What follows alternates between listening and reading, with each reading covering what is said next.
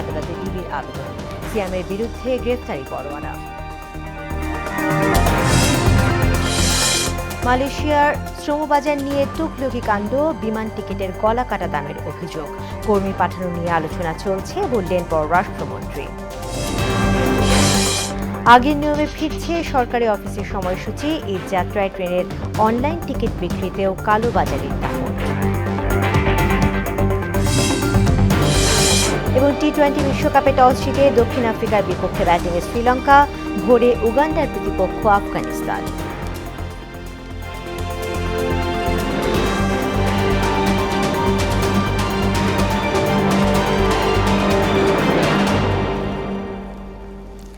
আসসালামু আলাইকুম, মোহনা সংবাদে সবাইকে স্বাগত। শুনছিলেন শিরোনাম, সঙ্গে আছি তাসমিয়া জেরিন। এবারে বিস্তারিত। সংসদ সদস্য আনোয়ারুল আজিম আনারকে খুনের উদ্দেশ্যে অপহরণের মামলায় গ্রেফতার ও পলাতক 10 আসামির ব্যাংক অ্যাকাউন্টের তথ্য চেয়ে আদালতে আবেদন করেছে ডিবি। ঢাকা মহানগর দায়রা জজ আদালতে এ আবেদন করেন মামলার তদন্ত কর্মকর্তা গোয়েন্দা পুলিশের সহকারী কমিশনার মাহফুজুর রহমান। শুনানি শেষে বিচারক আশামস জগলুল হোসেন এ বিষয়ে ব্যবস্থা নিতে সংশ্লিষ্টদের নির্দেশ দেন।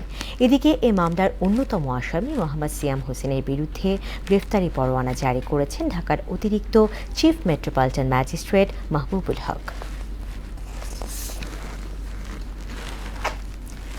গলাকাটা দামের কারণে টিকিট না পেয়ে মালয়েশিয়া যেতে পারেননি অনেক শ্রমিক। উড়োজাহাজের টিকিটের দাম নিয়ে অনিয়ম দেখার যেন কেউ নেই। রেমিটেন্স যোদ্ধারা যাতে বারবার প্রতারণার শিকার না হয় সে ব্যাপারে যথাযথ পদক্ষেপ নেওয়ার দাবি জানিয়েছেন অনেকে। আর সংকটকে পুঁজি করে কেউ কেউ পরিস্থিতির সুযোগ নিয়েছে বলে স্বীকার করেন বাইরা মহাসচিব। রেজা খানের রিপোর্ট। শ্রমবাজার বন্ধ হয়ে যাওয়ায় ৩১,০০০ নয়, প্রায় ১৭,০০০ শ্রমিক মালয়েশিয়ায় যেতে পারেনি বলে নিশ্চিত করেছে প্রবাসী কল্যাণ ও বৈদেশিক কর্মসংস্থান মন্ত্রণালয়। ঘটনার কারণ অনুসন্ধানে ৬ সদস্যের কমিটি গঠিত হয়েছে। ৭ দিনের ভেতরে তদন্ত প্রতিবেদন জমা দিতে বলা হয়েছে। অনিয়ম ও প্রতারণার শিকার হয়ে এত মানুষ মালয়েশিয়ায় যেতে না পারায় ক্ষুব্ধ ভুক্তভোগী ও প্রবাসীরা। এয়ার টিকিটের দাম নিয়ে ফ্রি স্টাইল বাণিজ্য বন্ধের দাবিও জানান তারা। ১,৯০,০০০ টাকা সিঙ্গেল টিকিট, আর আপনার ডাবল টিকিট কত হবে আপনারা চিন্তা করে দেখেন। মালয়েশিয়াতে ভিসার দাম হইলো কত 40 থেকে 50,000, কিন্তু মানুষ পাবলিকে নিতে আছে কত 3.5 লাখ 4 লাখ টাকা, 5 লাখ টাকা। বাংলাদেশের ব্যাংক খাত তো অবশ্যই গেছে গায়ে, এখন তো প্রবাসীরা যদি এরকম মার খায় তাহলে বাংলাদেশের অবস্থা খারাপ। সিন্ডিকেট ও রিক্রুটিং এজেন্সির প্রতারণা এভাবে আর কতদিন চলবে এমন প্রশ্নও তাদের। সিন্ডিকেট না হইলে এত দুর্গদশা আমগণ। দালালের চক্র বা যে কোনো একটা জিনিসের চক্রতে পড়ে আজকে ক্ষতিগ্রস্ত হইল। চুপি চুপি টাকা আত্মসাৎ করে, তারপরে আর কোনো বিচার খবর হয় না। এয়ার টিকিট কারসাজিতে বেশিরভাগ শ্রমিক মালয়েশিয়া যেতে পারেনি বলে জানান বাইরার সাবেক মহাসচিব। অনিয়মের কথা বলেন যে টিকিট 40,000 টাকা টিকিট 1,20,000 টাকা বিক্রি হলো, এটাকে কি নিয়ম বলবেন? অনিয়ম তো শুধু রিক্রুটিং এজেন্সির বেলায় না, অনিয়ম তো সবার বেলায়। অনিয়ম তো অনিয়মই, যেই করুক না কেন। আর কেউ কেউ পরিস্থিতির সুযোগ নিয়েছে বলে স্বীকার করেন সংগঠনের বর্তমান মহাসচিব। বিমান সমস্ত এয়ারলাইন্স এই একই সাথে তারা এই ইয়েটা বাড়িয়ে দিয়েছে যখন ক্রাইসিস আসে। তো যে কোনো ক্রাইসিসে কিন্তু সবাই সুযোগ নেয়। আমি মনে করি এই সুযোগটা এয়ারলাইন্সগুলো নিয়েছে। দ্রুত মালয়েশিয়া সরকারের সঙ্গে আলোচনা করে সেদেশের শ্রমবাজার খুলে দেওয়ার দাবি জানিয়েছেন ভুক্তভোগীরা। রেজা খান, মোহনা সংবাদ, ঢাকা। মালয়েশিয়ায় কর্মী পাঠানোর সময় বাড়াতে দেশটির সঙ্গে আলোচনা চলছে বলে জানালেন পররাষ্ট্রমন্ত্রী হাসান মাহমুদ। নিজ মন্ত্রণালয়ে এক সংবাদ সম্মেলনে কথা জানান তিনি। দেশ ত্যাগে নিষেধাজ্ঞা নেই বলেই সাবেক আইজিপি বেনজির দেশের বাইরে গেছেন বলেও এক প্রশ্নের জবাবে জানান মন্ত্রী। এমদাদুল হক খানের রিপোর্ট। নিউ ইয়র্কে জাতিসংঘ সদর দপ্তরে যায়। অ্যান্টিনা ও নিউ ইয়র্ক সফরের বিস্তারিত জানাতে নিজ মন্ত্রণালয়ে ব্রিফ করেন পররাষ্ট্রমন্ত্রী হাসান মাহমুদ। আইসিজিতে যে আমাদের মামলা ইন্টারন্যাশনাল ক্রিমিনাল কোর্ট অফ জাস্টিসে গাম্বিয়ার মাধ্যমে যে ওআইসি মামলা করেছে সে বিষয় নিয়ে আলোচনা হয়। এক প্রশ্নের জবাবে বলেন, মালয়েশিয়ায় কর্মী পাঠানোর সময় বাড়ানোর বিষয়ে আলোচনা চলছে। সংকটের পেছনে যারা জড়িত তদন্ত করে তাদের বিরুদ্ধে ব্যবস্থা নেওয়া হবে। 31শে মে বা 30শে মে যেটি ডেডলাইন ছিল সেটি যাতে বর্ধিত করা হয় সেজন্য আলোচনা চলছে। আর এই ক্ষেত্রে কাদের গাফিলতি ছিল সেটিও তদন্ত করে যথাযথ ব্যবস্থা গ্রহণ করা হবে। অন্য এক প্রশ্নে মন্ত্রী বলেন, সাবেক আইজিপি বেনজির আহমেদের দেশ থেকে কোনো নিষেধাজ্ঞা নেই, তাই তিনি দেশের বাইরে গেছেন। কারো উপর যখন দেশ ত্যাগে কোনো নিষেধাজ্ঞা না থাকে তিনি তো যে কোনো জায়গায় যেতেই পারেন। দুদক অত্যন্ত স্বচ্ছতার সাথে স্বাধীনভাবে কাজ করছে বিধায় এই বিষয়গুলো উঠে এসেছে। সরকার এই ব্যাপারে অত্যন্ত স্বচ্ছ এবং সরকারের অবস্থান অত্যন্ত পরিষ্কার। রোহিঙ্গা ইস্যুতে অর্থনৈতিক সহায়তা অব্যাহত রাখা সহ মিয়ানমারের উপর চাপ সৃষ্টি করতে ওআইসি ও জাতিসংঘ মহাসচিবের সঙ্গে আলোচনা হয়েছে বলে জানান পররাষ্ট্রমন্ত্রী। রোহিঙ্গাদের জন্য যে আর্থিক সহায়তা দরকার সেটি আমরা তুলে ধরেছি। একই সাথে মিয়ানমারের উপর আন্তর্জাতিক চাপ প্রয়োগ সেটি জাতিসংঘ মহাসচিবের সাথে আলোচনা হয়েছে। এমদাদুল হক খান, মোহনা সংবাদ, ঢাকা। কোরবানির পশুর চামড়ার মূল্য নির্ধারণ করেছে সরকার। ঢাকার প্রতি বর্গফুট লবণযুক্ত গরুর চামড়ার দাম 55 থেকে 60 টাকা, তবে ঢাকার বাইরে 5 টাকা কম ধরা হয়েছে। এছাড়া ছাগল আর খাসির চামড়ার দাম 18 থেকে 25 টাকার মধ্যে রাখা হয়েছে। সচিবালয়ে মূল্য নির্ধারণ শেষে বাণিজ্য প্রতিমন্ত্রী বলেন, কেউ কম দামে চামড়া কিনলে ব্যবস্থা নেওয়া হবে। নাসিরুদ্দিনের রিপোর্ট। কোরবানি পশুর লবণযুক্ত গরু ও খাসির চামড়ার দাম গেল বছরের চেয়ে 5 টাকা বাড়িয়েছে সরকার, আর ছাগলের চামড়ার দাম বাড়ানো হয়েছে 6 টাকা। এবছর ঢাকায় লবণযুক্ত প্রতি বর্গফুট গরুর চামড়ার দাম 55 থেকে 60 টাকা পিস হিসাবে সর্বনিম্ন মূল্য হবে 1200 টাকা, আর ঢাকার বাইরে 50 থেকে 55 টাকা প্রতি পিসের সর্বনিম্ন দাম 1000 টাকা। লবণযুক্ত ছাগলের চামড়া 18 থেকে 20 এবং খাসির চামড়া 20 থেকে 25 টাকা নির্ধারণ করা হয়েছে। বাণিজ্য মন্ত্রণালয়ের সভাকক্ষে মূল্য তালিকা তুলে ধরেন finished leather goods and footwear export অ্যাসোসিয়েশনের সভাপতি। ঢাকার চামড়া 1200 টাকায় লবণযুক্ত চামড়া আমরা এবছর কিনবো। আমরা ঢাকার বাইরে চামড়া 1000 টাকা করে আমরা লবণযুক্ত চামড়া আমরা কিনবো। সাইমেলটেনিয়াসলি আমরা খাসি আমরা 20 থেকে 25 টাকার মধ্যে কিনবো। 18 টাকা থেকে 20 টাকার মধ্যে আমরা ছাগলের চামড়াটা কিনবো। বাণিজ্য প্রতিমন্ত্রী বলেন, বর্গফুট মাপার ঝামেলা এড়াতে পিস হিসেবে দাম নির্ধারণ করা হয়েছে। আমরা বিভিন্ন সময়ে বিভিন্ন প্রাইস শুনছি, এবার কিন্তু আর ওই ইটা থাকতেছে না, পার স্কোয়ার ফিট কত মাপা টাপা না, ওনারা সাহস করে পার গরুর মূল্য 1200 টাকা দিয়েছে। এটা কিন্তু একটা সাহসী পদক্ষেপ। বেঁধে দেয়া দামের চেয়ে কমে যাতে চামড়া বিক্রি না হয় সে বিষয়ে নজরদারি থাকবে বলেও জানান প্রতিমন্ত্রী। এই মূল্যের নিচে যেন কোথাও বাংলাদেশে চামড়াই না হয় সেটা আমরা সুপারভিশনে রাখবো। নাসিরউদ্দিন, মোহনা সংবাদ, ঢাকা। সরকারি অফিসের সময়সূচিতে পরিবর্তন আনা হয়েছে। নতুন সিদ্ধান্ত অনুযায়ী কোরবানি ঈদের পর সরকারি অফিস চলবে সকাল 9টা থেকে বিকেল 5টা পর্যন্ত। সাপ্তাহিক ছুটি শুক্র ও শনিবার বহাল থাকছে। প্রধানমন্ত্রী কার্যালয়ে মন্ত্রিপরিষদ বৈঠকে এ সিদ্ধান্ত হয়েছে। বৈঠক শেষে সচিবালয়ে এক সংবাদ সম্মেলনে মন্ত্রিপরিষদ সচিব মাহবুব হোসেন জানান, বিদ্যুৎ সাশ্রয়ের জন্য 2022 সালে সরকারি অফিসের সময় 9টা থেকে 4টা করা হলেও কর্মঘণ্টা ঠিক রাখতে পুরনো ব্যবস্থায় ফিরে যাওয়া হচ্ছে। এদিকে সরারদি উদ্যানে স্বাধীনতা স্তম্ভ নির্মাণ প্রকল্প এলাকা থেকে শাহবাগ থানা স্থানান্তরের সিদ্ধান্ত হয় বলেও জানান সচিব।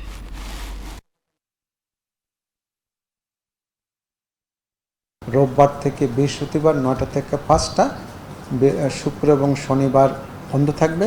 এটি কার্যকর হবে আমাদের সামনে ঈদুল আজহার যে বন্ধটা শেষ যেদিন হবে তার পরের দিন যে প্রথম যে কর্মদিবস সেই কর্মদিবস থেকে এটি।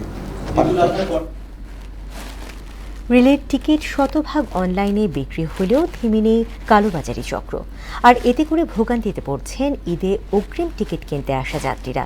অনলাইনে বুকিং দিতে না পেরে অনেকেই ভিড় করছেন কমলাপুর রেল স্টেশনে। আরও জানাচ্ছেন এমআর আসাদ। কমলাপুর রেল স্টেশনে চলছে ঈদ যাত্রাকে নিরাপদ ও সুশৃঙ্খল করতে ব্যাপক তোড়জোড়। টিকিটবিহীন যাত্রী ঠেকাতে নেওয়া হচ্ছে নানা ব্যবস্থা।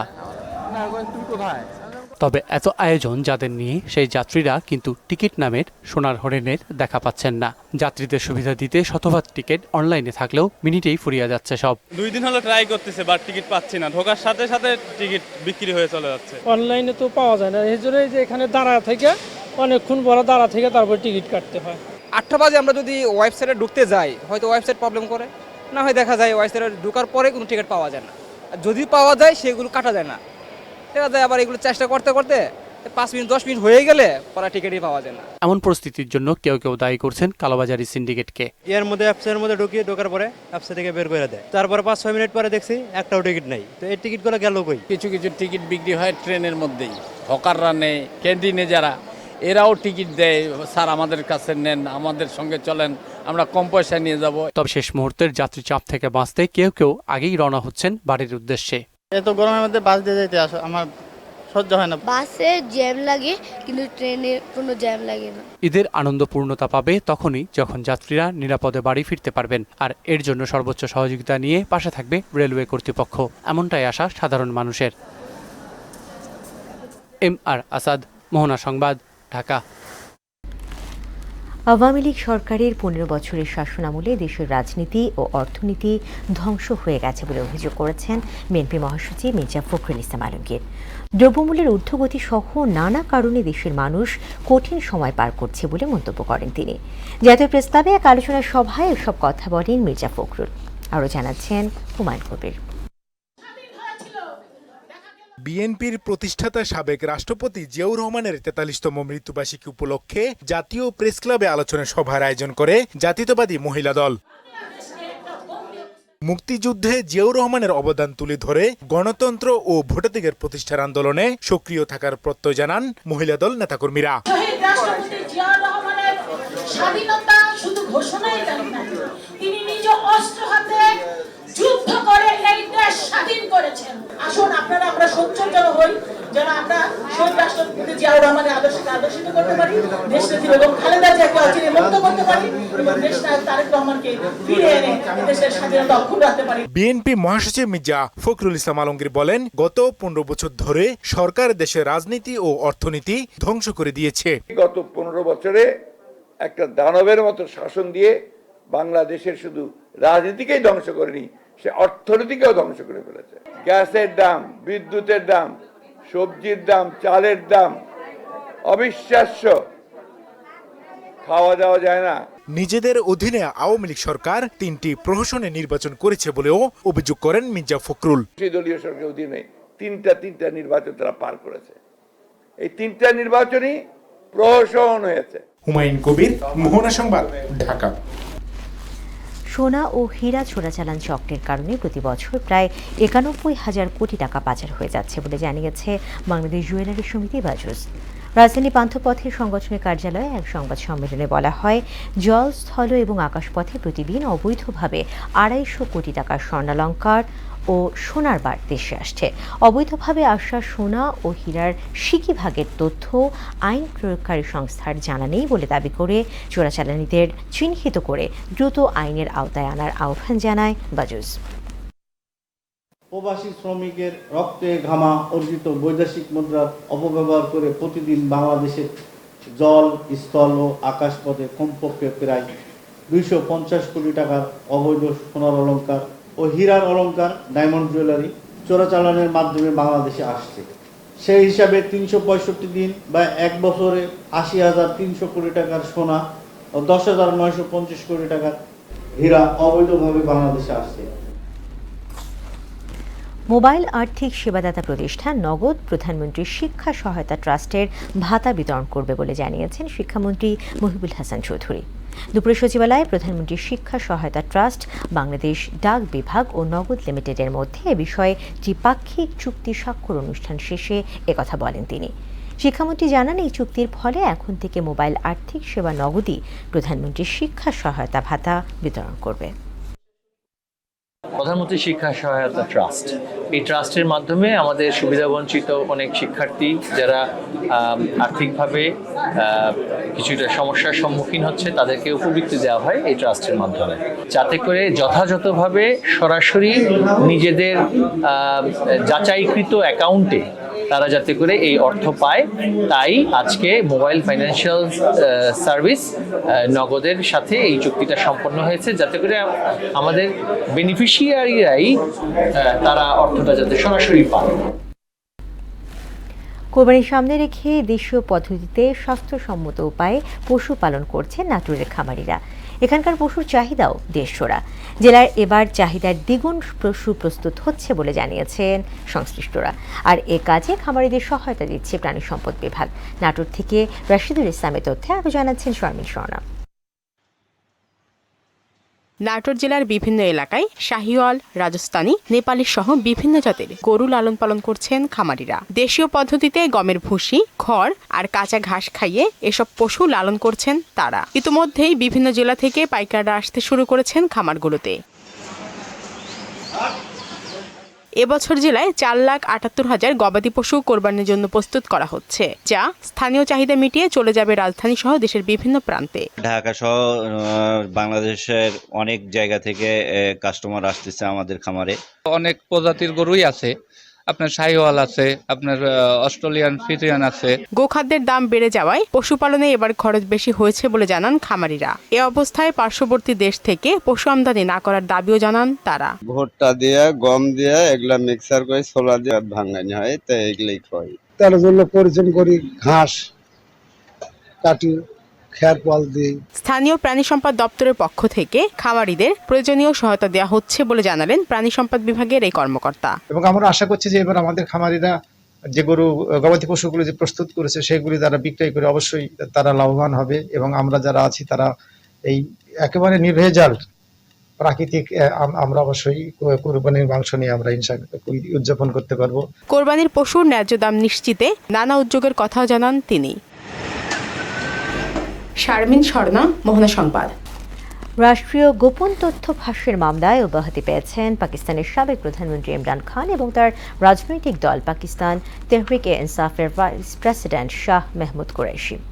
সোমবার রাজধানী ইসলামাবাদে হাইকোর্টে রায়ে এ মামলা থেকে দুজনই রেহাই দিয়েছেন। এদিকে ৩০ বছরের গণতান্ত্রিক শাসনে দক্ষিণ আফ্রিকায় প্রথমবারের মতো পার্লামেন্ট নির্বাচনে সংখ্যাগরিষ্ঠতা অর্জন করতে পারেনি ক্ষমতাসীন আফ্রিকান ন্যাশনাল কংগ্রেস ANC। দলটির গুরুত্বপূর্ণ একটি কমিটি সরকার গঠনের সম্ভাব্য উপায় নিয়ে বৈঠক করার কথা রয়েছে। ফুটবল। এবার নারী সাফ চ্যাম্পিয়নশিপ হবে নেপালে। সাফের কম্পিটিশন কমিটির সভায় এর সিদ্ধান্ত হয়েছে। কাঠমান্ডুর দশরথ স্টেডিয়ামে 17 থেকে 30 অক্টোবর বসবে আসর। এবারের আয়োজন বাংলাদেশে করার ইচ্ছা থাকলেও স্টেডিয়াম সংকটে পিছিয়ে যায় বাফুফে। টুর্নামেন্টে 7টি দেশ অংশ নেবে বলে জানান সাফের সাধারণ সম্পাদক আনোয়ারুল হক হেলাল।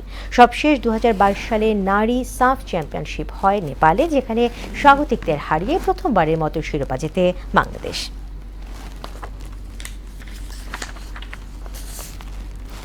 কাবাডি।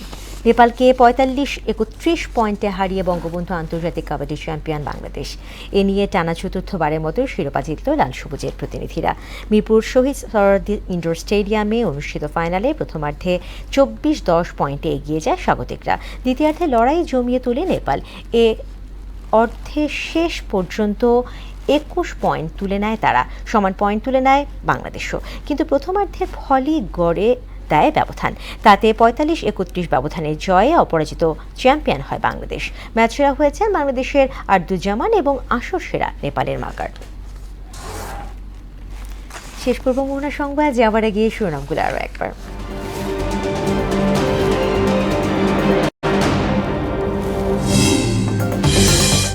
এমপি আজিম হত্যাকাণ্ডে 10 আসামির ব্যাংক তথ্য চেয়ে আদালতে ডিবির আবেদন। সিয়ামের বিরুদ্ধে গ্রেফতারি পরোয়ানা। মালয়েশিয়া শ্রমবাজার নিয়ে তুগলকি কাণ্ড, বিমান টিকিটের গলা কাটা দামের অভিযোগ। কর্মী পাঠানো নিয়ে আলোচনা চলছে বললেন পররাষ্ট্রমন্ত্রী। আগের নিয়মে ফিরছে সরকারি অফিসের সময়সূচি। এই যাত্রায় ট্রেনের অনলাইন টিকিট বিক্রিতেও কালোবাজারির দাপট। এবং টি-20 বিশ্বকাপে টস জিতে দক্ষিণ আফ্রিকার বিপক্ষে ব্যাটিংয়ে শ্রীলঙ্কা, ভোরে উগান্ডার প্রতিপক্ষ আফগানিস্তান।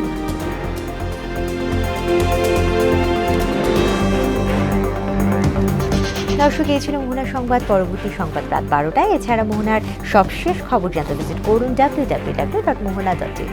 সংবাদ দেখতে পারেন আমাদের ফেসবুক পেজ ও ইউটিউবেও। এতক্ষণ সঙ্গে থাকার জন্য ধন্যবাদ।